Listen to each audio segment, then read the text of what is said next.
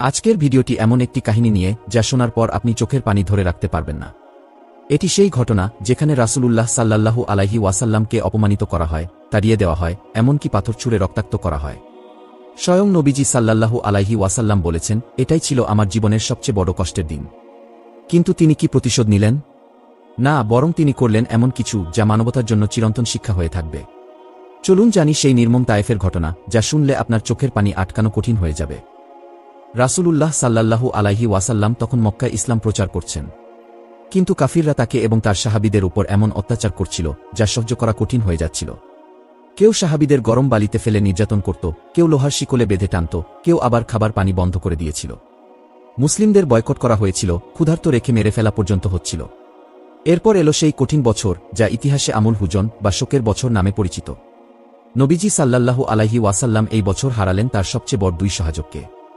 প্রিয় চাচা আবু তালিব, যিনি সবসময় তাকে রক্ষা করতেন, এবং প্রিয় স্ত্রী খাদিজা রাদিয়াল্লাহু তাআলা আনহা, যিনি ছিলেন তার জীবনের সবচেয়ে বড় সান্ত্বনা। চাচার মৃত্যুর পর মক্কার কাফিররা যেন একেবারে পাগল হয়ে গেল। তারা নবীজি সাল্লাল্লাহু আলাইহি ওয়াসাল্লামকে কাবার সামনে অপমান করল, রাস্তার ধুলা তার মাথায় ঢেলে দিল, এমনকি নামাজরত অবস্থায় তার পিঠে উঠে নাড়িভুড়ি পর্যন্ত ফেলে দিল। এত কষ্টের মাঝেও তিনি একটু দমে যাননি। তিনি ভাবলেন, যদি মক্কার লোকেরা সত্য গ্রহণ না করে, তাহলে অন্য কোথাও প্রচার করতে হবে। মক্কার বাইরে তায়েফ নামে একটি সমৃদ্ধ শহর ছিল, যেখানে বনু সাকিফ নামের এক শক্তিশালী গোত্র বাস করত। নবীজি সাল্লাল্লাহু আলাইহি ওয়াসাল্লাম জানতেন, যদি তায়েফের মানুষ ইসলাম গ্রহণ করে, তাহলে ইসলাম আরও শক্তিশালী হবে। তিনি একদিন তার দাস জায়েদ ইবনে হারিসাকে সঙ্গে নিয়ে তায়েফের উদ্দেশ্যে রওনা হলেন। সেই সময় তায়েফ ছিল মক্কার তুলনায় ঠান্ডা, সবুজ আর সম্পদশালী একটি শহর। নবীজি সাল্লাল্লাহু আলাইহি ওয়াসাল্লাম দিনের পর দিন হেঁটে যাচ্ছিলেন, কখনো রোদে, কখনো গরম ধুলোবালিতে, কখনো পাথুরে পথে। তার হৃদয়ে ছিল একটাই আশা, এখানকার মানুষ যদি সত্যকে গ্রহণ করে, তাহলে ইসলাম টিকে থাকবে। কিন্তু নবীজি সাল্লাল্লাহু আলাইহি ওয়াসাল্লাম জানতেন না, তায়েফে তার জন্য অপেক্ষা করছিল ইতিহাসের সবচেয়ে নির্মম পরীক্ষা। নবীজি সাল্লাল্লাহু আলাইহি ওয়াসাল্লাম ধীর পায়ে তায়েফ শহরে প্রবেশ করলেন। শহরের পথে হাঁটতে হাঁটতে চারপাশে তাকালেন। কোথাও জমকালো বাজার, কোথাও সবুজ বাগান, আবার কোথাও অলস মানুষের জটলা। তার হৃদয়ে তখনও আশা ছিল, হয়তো এরা সত্য গ্রহণ করবে, হয়তো এখানেই আমি ইসলাম প্রচারের নতুন দিগন্ত খুলতে পারব। তিনি প্রথমেই গেলেন তায়েফের প্রধান তিন নেতার কাছে। তারা ছিল বনু সাকিফ গোত্রের প্রভাবশালী শাসক। প্রথম নেতার দরবারে পৌঁছে নবীজি সাল্লাল্লাহু আলাইহি ওয়াসাল্লাম সালাম দিলেন। নবীজি সাল্লাল্লাহু আলাইহি ওয়াসাল্লাম বললেন, হে নেতা, আমি আল্লাহর পক্ষ থেকে তোমাদের জন্য এক মহাসত্য বার্তা নিয়ে এসেছি। আমি তোমাদের কল্যাণ চাই, আমি চাই তোমরা আল্লাহর দেওয়া শান্তির পথে আসো। যদি তোমরা আমাকে সাহায্য করো, তবে এই সত্য একদিন গোটা দুনিয়ায় ছড়িয়ে পড়বে। প্রথম নেতা মুচকি হেসে বলল, তুমি কে যে তোমার কথামতো আমরা চলব? নবীজি সাল্লাল্লাহু আলাইহি ওয়াসাল্লাম বললেন, আমি আল্লাহর প্রেরিত নবী। আমার কথা মেনে নাও, আমি তোমাদের কল্যাণ চাই। নেতা বললেন, আল্লাহ কি তোমাকে ছাড়া আর কাউকে পায়নি যে তোমাকে নবী বানিয়েছে? তার কথায় পুরো দরবারে হাসির রোল উঠল। সে আবার বলল, তুমি কি সত্যিই মনে করো আমরা আমাদের পূর্বপুরুষদের ধর্ম ছেড়ে তোমার নতুন ধর্ম গ্রহণ করব? নবীজি সাল্লাল্লাহু আলাইহি ওয়াসাল্লাম ধৈর্য ধরে বললেন, আমি তোমাদের কোনো ক্ষতি করতে আসিনি। আমি তোমাদের কল্যাণ চাই। আমি চাই তোমরা আল্লাহর দেওয়া সত্যের পথে আসো, যাতে তোমরা পরকালে মুক্তি পাও। কিন্তু সেই নেতা তার দিকে তাকিয়ে হেসে বলল, শোনো, তুমি যদি সত্যিই নবী হও, তাহলে আমি তোমার সাথে কথা বলতে চাই না। আর যদি তুমি মিথ্যাবাদী হও, তাহলে তোমার সাথে কথা বলার তো আরও কোনো দরকার নেই। এই বলে সে মুখ ফিরিয়ে নিল। নবীজি সাল্লাল্লাহু আলাইহি ওয়াসাল্লাম তবুও ধৈর্য হারালেন না। তিনি দ্বিতীয় নেতার কাছে গেলেন। এই নেতাও নবীজি সাল্লাল্লাহু আলাইহি ওয়াসাল্লামকে তেমনভাবে অপমানের চোখে দেখল। নবীজি সাল্লাল্লাহু আলাইহি ওয়াসাল্লাম বললেন, আমি তোমাদের কাছে এমন এক বার্তা নিয়ে এসেছি, যা তোমাদের দুনিয়া ও আখিরাত উভয়ের কল্যাণ নিশ্চিত করবে। যদি তোমরা আমাকে সাহায্য করো, তবে তোমরা সম্মানিত হবে এবং পরকালে জান্নাত লাভ করবে। দ্বিতীয় নেতা হেসে বলল, আমি যদি তোমাকে নবী হিসেবে স্বীকার করি, তাহলে আমি কাবার গিলাফ চিরে ফেলব। নবীজি সাল্লাল্লাহু আলাইহি ওয়াসাল্লাম এবারও ধৈর্য ধরলেন এবং তিনি শান্তভাবে বললেন, আমি জানি সত্য গ্রহণ করা কঠিন, কিন্তু যদি তোমরা সত্যের আলো গ্রহণ করো, তাহলে এই দুনিয়ায় তোমাদের মর্যাদা বাড়বে এবং আখিরাতে তোমাদের জন্য জান্নাতের দরজা খুলে যাবে। কিন্তু সেই নেতা বলল, তুমি যদি সত্যিই আল্লাহর নবী হও, তাহলে যাও, তোমার আল্লাহকে বলো আমাদের ধ্বংস করে দিতে। নবীজি সাল্লাল্লাহু আলাইহি ওয়াসাল্লাম তখনও কোমল কণ্ঠে বললেন, আমি ধ্বংসের জন্য আসিনি, আমি এসেছি কল্যাণের বার্তা নিয়ে। কিন্তু দ্বিতীয় নেতাও তাকে বিদ্রূপ করে তাড়িয়ে দিল। তৃতীয় নেতার সাথে সাক্ষাৎ ছিল সবচেয়ে বেশি অবমাননা। নবীজি সাল্লাল্লাহু আলাইহি ওয়াসাল্লাম এরপর তৃতীয় নেতার কাছে গেলেন। তারপর তিনি নেতাকে বললেন, আমি তোমাদের জন্য শান্তি ও কল্যাণের বার্তা নিয়ে এসেছি। আমি চাই তোমরা সত্যের পথে আসো, যা আল্লাহর পথ। আমি চাই তোমরা এমন এক ধর্ম গ্রহণ করো, যেখানে অন্যায় নেই, যেখানে দয়া ও ন্যায়ের শাসন থাকবে। তৃতীয় নেতা গভীরভাবে নবীজিকে দেখল, তারপর বলল, তুমি কি মনে করো আমি তোমার কথা শুনব? তারপর সে সোজা দরবারের পাহারাদারদের দিকে তাকিয়ে বলল, এই লোকটাকে এখান থেকে বের করে দাও, সে আমাদের ধর্মের শত্রু। নবীজি সাল্লাল্লাহু আলাইহি ওয়াসাল্লাম এবারও ধৈর্য হারালেন না। তিনি বললেন, হে তায়েফবাসী, আমি তোমাদের ক্ষতি করতে আসিনি, আমি তোমাদের দয়া করতে এসেছি। আমি চাই তোমরা সত্য গ্রহণ করো, যাতে তোমাদের আখিরাত সুন্দর হয়। আমি চাই তোমরা এমন এক আল্লাহকে বিশ্বাস করো, যিনি একজন, যিনি দয়ালু, যিনি তোমাদের কল্যাণ চান। কিন্তু তারা তার কথায় কান দিল না। বরং তাদের নেতারা সিদ্ধান্ত নিল, একে কেবল প্রত্যাখ্যান করলেই হবে না, একে অপমান করো, যেন সে আর কখনো সত্য প্রচারের সাহস না করে। তায়েফের নেতারা নিজেদের দাস ও ছোট ছেলেদের ডেকে বলল, এই লোকটাকে আমাদের শহর থেকে তাড়িয়ে দাও, পাথর মারো, যেন সে বুঝতে পারে আমরা তাকে চাই না। ছোট ছোট ছেলে, দাস ও বখাটেরা রাস্তার দুই পাশে দাঁড়িয়ে গেল। নবীজি সাল্লাল্লাহু আলাইহি ওয়াসাল্লাম ধীরে ধীরে রাস্তা ধরে বের হচ্ছিলেন, কিন্তু তারা একের পর এক পাথর ছুঁড়ে মারতে লাগল। একটি পাথর এসে নবীজি সাল্লাল্লাহু আলাইহি ওয়াসাল্লাম এর কপালে লাগল, কপাল কেটে রক্ত ঝরতে লাগল। আরেকটি পাথর এসে তার পায়ে আঘাত করল, এত জোরে আঘাত লাগল যে তার জুতা রক্তে ভিজে গেল। নবীজি সাল্লাল্লাহু আলাইহি ওয়াসাল্লাম ব্যথায়, কষ্টে, রক্তাক্ত শরীরে হাঁটতে লাগলেন। কিন্তু কেউ দয়া দেখাল না। জায়েদ ইবনে হারিসা রাদিয়াল্লাহু তাআলা আনহু তার শরীর দিয়ে নবীজি সাল্লাল্লাহু আলাইহি ওয়াসাল্লামকে রক্ষা করার চেষ্টা করছিলেন, কিন্তু চারদিক থেকে পাথর আসছিল। নবীজি সাল্লাল্লাহু আলাইহি ওয়াসাল্লাম কষ্ট সহ্য করে হাঁটছিলেন।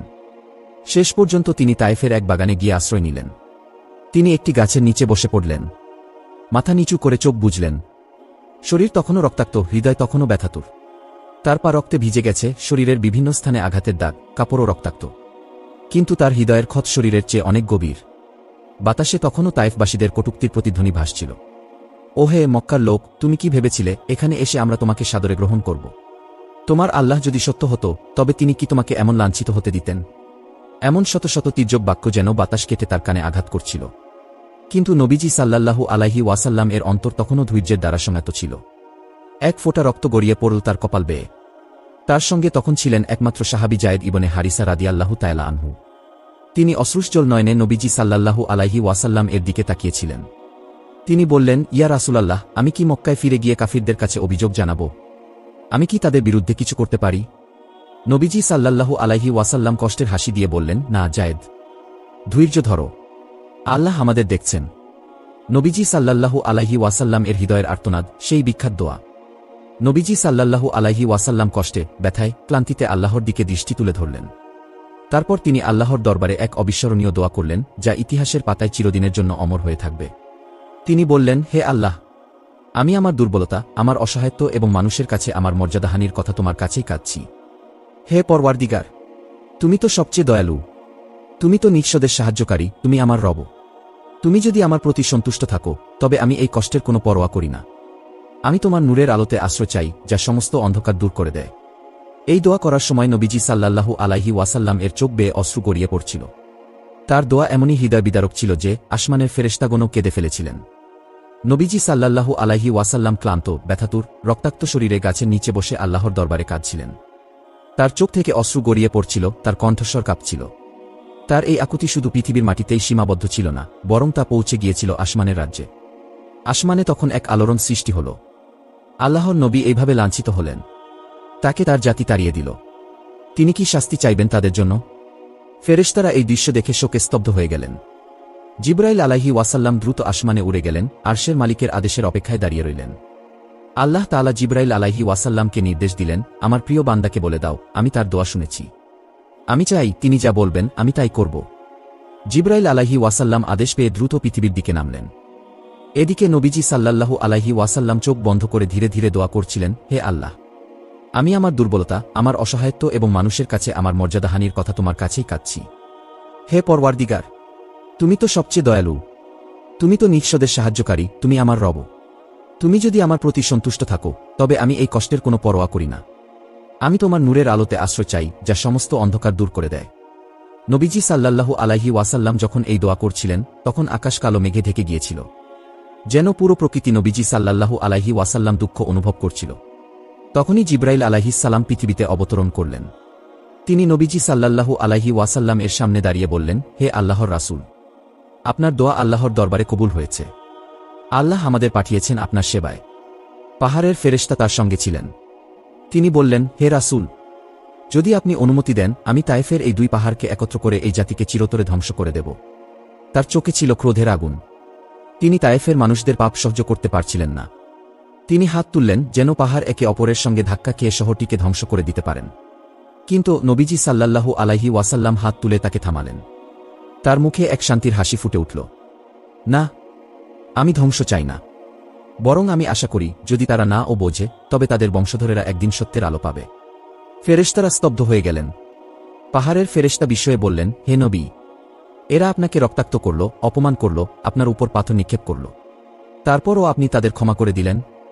জিবরাইল আলাইহিসসালাম বললেন, আল্লাহর কসম, এর আগে কোনো নবী তার জাতির জন্য এত দয়া দেখাননি। নবীজি সাল্লাল্লাহু আলাইহি ওয়াসাল্লাম আবার চোখ মুছলেন, তিনি আল্লাহর কাছে কৃতজ্ঞতা জানালেন। নবীজি সাল্লাল্লাহু আলাইহি ওয়াসাল্লাম এর জন্য রহমতের দরজা খুলে গেল। ফেরেশতাদের চলে যাওয়ার পর নবীজি সাল্লাল্লাহু আলাইহি ওয়াসাল্লাম ধীরে ধীরে চোখ মুছলেন। তার হৃদয় ছিল প্রশান্ত, কারণ তিনি জানতেন আল্লাহ তাকে দেখছেন, শুনছেন। কিন্তু শরীরের ব্যথা তখনও কমেনি। তিনি ক্লান্ত, ক্ষুধার্ত, রক্তাক্ত। শরীরের ও কাপড়ের বিভিন্ন স্থানে শুকিয়ে যাওয়া রক্ত জমাট বেঁধেছিল। তার পাশে দাঁড়িয়েছিলেন যায়েদ ইবনে হারিসা রাদিয়াল্লাহু তাআলা আনহু। তিনিও বিধ্বস্ত, চোখে পানি। তিনি বললেন, ইয়া রাসূলাল্লাহ, এবার আমরা কোথায় যাব?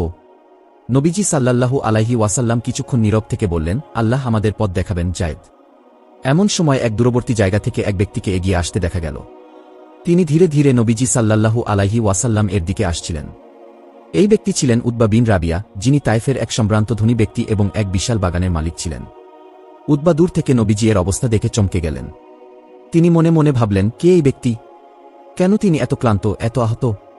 তিনি কিছু না বুঝেই এগিয়ে এলেন। উতবা নিজে নবীজি সাল্লাল্লাহু আলাইহি ওয়াসাল্লাম কাছে না গিয়ে তার এক নৌকরকে ডাকলেন। তিনি বললেন, আদাস, এই আঙুরগুলো নিয়ে যাও, এই ব্যক্তির সামনে রেখে এসো, দেখো তিনি কিছু খান কি না। আদাস ছিল এক নমুসলিম খ্রিস্টান দাস। তিনি নবীজির সামনে এসে দাঁড়ালেন, এক থালা সতেজ আঙুর রেখে দিলেন। নবীজি সাল্লাল্লাহু আলাইহি ওয়াসাল্লাম তার দিকে তাকালেন ও মৃদু হাসলেন। তারপর তিনি বিসমিল্লাহ বলে আঙুর মুখে দিলেন। আদাস চমকে উঠলেন। তিনি বিস্ময়ে বললেন, আপনি এই কথা কিভাবে বললেন? এই কথা তো কেউ বলে না। নবীজি সাল্লাল্লাহু আলাইহি ওয়াসাল্লাম শান্ত স্বরে বললেন, তুমি কোথাকার লোক আদাস? আদাস বললেন, আমি নিনেভেহর বাসিন্দা। নবীজি সাল্লাল্লাহু আলাইহি ওয়াসাল্লাম মৃদু হেসে বললেন, ওহ, তুমি তাহলে আমার ভাই ইউনুস আলাইহি ওয়াসাল্লাম এর শহরের মানুষ। আদাস বিস্ময়ে নবীজির দিকে তাকিয়ে বললেন, আপনি ইউনুস আলাইহি ওয়াসাল্লামকে কিভাবে জানেন? তিনি তো এক নবী ছিলেন। নবীজি সাল্লাল্লাহু আলাইহি ওয়াসাল্লাম বললেন, তিনি আমার ভাই ছিলেন। আমিও একজন নবী। আমি তোমার ও তোমার জাতির জন্য সত্য বার্তা নিয়ে এসেছি। আদাস আর স্থির থাকতে পারলেন না। তিনি নবীজি সাল্লাল্লাহু আলাইহি ওয়াসাল্লাম এর হাত দুটো ধরে চুম্বন করলেন, তার পায়ে লুটিয়ে পড়লেন। তারপর তিনি বললেন, আমি সাক্ষ্য দিচ্ছি আপনি আল্লাহর নবী। আদাস ইসলাম গ্রহণ করলেন। উতবা দূর থেকে এই দৃশ্য দেখে বিস্মিত হলেন। তিনি ভাবলেন, এ কোনো মানুষ যাকে তায়েফবাসীরা অপমান করল, আর আমার দাস তাকে সম্মান করছে। নবীজি সাল্লাল্লাহু আলাইহি ওয়াসাল্লাম এর অন্তরে প্রশান্তি ফিরে এল। আল্লাহ তার জন্য রহমতের দরজা খুলে দিয়েছেন। নবীজি সাল্লাল্লাহু আলাইহি ওয়াসাল্লাম তায়েফ থেকে ফিরে যাওয়ার প্রস্তুতি নিচ্ছেন। আদাস নবীজি সাল্লাল্লাহু আলাইহি ওয়াসাল্লাম এর সামনে বসেছিলেন, তার মুখ উজ্জ্বল হয়ে উঠেছে। তিনি যেন সত্যের আলো পেয়েছেন। উতবা দূর থেকে এই দৃশ্য দেখছিলেন। তার চোখে বিস্ময়ের ছাপ। তিনি ভাবছিলেন, তায়েফের নেতারা যাকে উপহাস করল, তাড়িয়ে দিল, তার কথা আমার দাস কিভাবে এত সহজে গ্রহণ করল। উতবার মনে কৌতূহল বাড়তে থাকল। কিন্তু তিনি কোনো কথা না বলে চুপচাপ ফিরে গেলেন। নবীজি সাল্লাল্লাহু আলাইহি ওয়াসাল্লাম ধীরে ধীরে উঠে দাঁড়ালেন। শরীরে ব্যথা থাকলেও তার হৃদয় ছিল প্রশান্ত। তিনি যায়েদ ইবনে হারিসা রাদিয়াল্লাহু তাআলা আনহুর দিকে তাকালেন এবং বললেন, চলো যায়েদ, এবার আমাদের ফিরে যেতে হবে। যায়েদ বললেন, ইয়া রাসূলাল্লাহ, আমরা কোথায় যাব? মক্কায় ফিরে গেলে তো ওরা আবার আপনাকে কষ্ট দেবে। নবীজি সাল্লাল্লাহু আলাইহি ওয়াসাল্লাম মৃদু হেসে বললেন, আল্লাহ আমাদের পথ দেখাবেন যায়েদ। নবীজি সাল্লাল্লাহু আলাইহি ওয়াসাল্লাম ও যায়েদ রাদিয়াল্লাহু তাআলা আনহু ধীরে ধীরে তায়েফ থেকে বেরিয়ে আসছিলেন। রাস্তায় কোনো মানুষ ছিল না। চারদিক ছিল নীরব। কিন্তু বাতাস যেন সেই নীরবতার ভাষা বুঝতে পারছিল। নবীজি সাল্লাল্লাহু আলাইহি ওয়াসাল্লাম একবার পেছন ফিরে তায়েফের দিকে তাকালেন। এই শহর তাকে রক্তাক্ত করল, অপমান করল, পাথর ছুড়ল। কিন্তু তিনি তাদের জন্য শাস্তি চাননি, বদলা নেননি। বরং তিনি তাদের জন্য হেদায়েত চেয়েছেন। নবীজি সাল্লাল্লাহু আলাইহি ওয়াসাল্লাম ধীরে ধীরে মক্কার দিকে রওনা দিলেন। তায়েফ থেকে মক্কায় ফেরার পথে নবীজি সাল্লাল্লাহু আলাইহি ওয়াসাল্লাম ভাবছিলেন, মক্কায় আমি কিভাবে ঢুকব? কারণ মক্কার কুরাইশরা এখনও তাকে মেরে ফেলার পরিকল্পনা করছে। আবু তালিবের মৃত্যুর পর নবীজি সাল্লাল্লাহু আলাইহি ওয়াসাল্লাম এর কোনো সরাসরি রক্ষা কবচ নেই। শত্রুরা তাকে শহরে ঢুকতে দেবে না। নবীজি সাল্লাল্লাহু আলাইহি ওয়াসাল্লাম জানতেন মক্কায় ঢুকতে হলে কোনো শক্তিশালী ব্যক্তির আশ্রয় নিতে হবে, যিনি তাকে নিরাপত্তা দিতে পারবেন। তাই তিনি 3 জন নেতার কাছে দূত পাঠালেন যেন কেউ তাকে নিরাপত্তা দেয়। সুহাইল ইবনে আমর, তিনি কুরাইশের বড় নেতা ছিলেন। মুতিম ইবনে আদি, তিনি খুব দয়ালু মানুষ ছিলেন। আল আকনাস ইবনে শরিক, তিনি ছিলেন ধনী ও ক্ষমতাশালী। কিন্তু প্রথম 2 জন তাকে আশ্রয় দিতে রাজি হলেন না। নবীজি সাল্লাল্লাহু আলাইহি ওয়াসাল্লাম ও জায়েদ রাদিয়াল্লাহু তাআলা আনহু তখনও মক্কার বাইরে অপেক্ষা করছিলেন। এমন সময় সাহায্য এলো এক অবিশ্বাসী ব্যক্তির কাছ থেকে। মুতিম ইবনে আদি, যিনি তখনও ইসলাম গ্রহণ করেননি, তিনি বললেন, আমি মুহাম্মদ সাল্লাল্লাহু আলাইহি ওয়াসাল্লামকে নিরাপত্তা দেব। তিনি তার ছেলেদের ডেকে বললেন, তোমরা সবাই অস্ত্র নিয়ে নাও এবং মুহাম্মদ সাল্লাল্লাহু আলাইহি ওয়াসাল্লামকে নিয়ে কাবা শরীফে নিয়ে যাও। রাতের আধারে নবীজি সাল্লাল্লাহু আলাইহি ওয়াসাল্লাম ও জায়েদ রাদিয়াল্লাহু তাআলা আনহু মক্কায় প্রবেশ করলেন। মুতিমের ছেলেরা চারপাশে ঘিরে তাকে রক্ষা করছিল। কুরাইশ নেতারা বিস্মিত হয়ে বললেন, তুমি কি তাকে আশ্রয় দিয়েছ? মুতিম বললেন, হ্যাঁ, আমি তাকে আশ্রয় দিয়েছি। যতক্ষণ তিনি আমার নিরাপত্তায় আছেন কেউ তাকে কষ্ট দিতে পারবে না। এইভাবে নবীজি সাল্লাল্লাহু আলাইহি ওয়াসাল্লাম আবার মক্কায় প্রবেশ করলেন।